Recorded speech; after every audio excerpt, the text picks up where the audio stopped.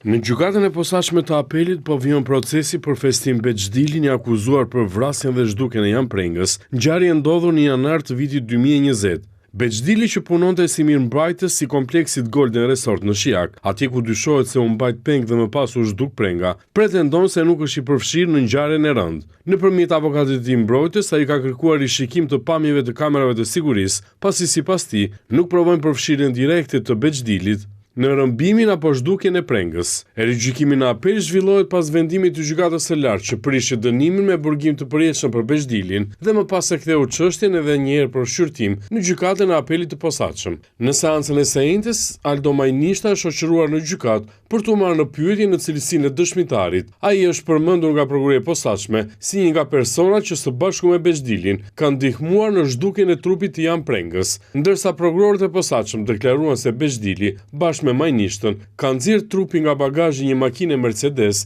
dhe e kanë mbështjellë më pas me qese të zeza. Pas kësaj, automjeti është larguar nga garazhi Golden Resort dhe Bexhdili është larguar me disa persona të tjerë për të rikthyer sërish aty, ndërsa të njëjtën u shoqërua në seancë për të dhënë dëshmi edhe Majnishta, që akuzohet si një nga personat që rrëmbeu Prengën në Kamës, por ai refuzoi të jap deklarime në gjykatë. Në seancë nuk u paraqit as Dritan Rexhepi, për të cilin gjykata urdhëroi shoqërimin e detyrueshëm.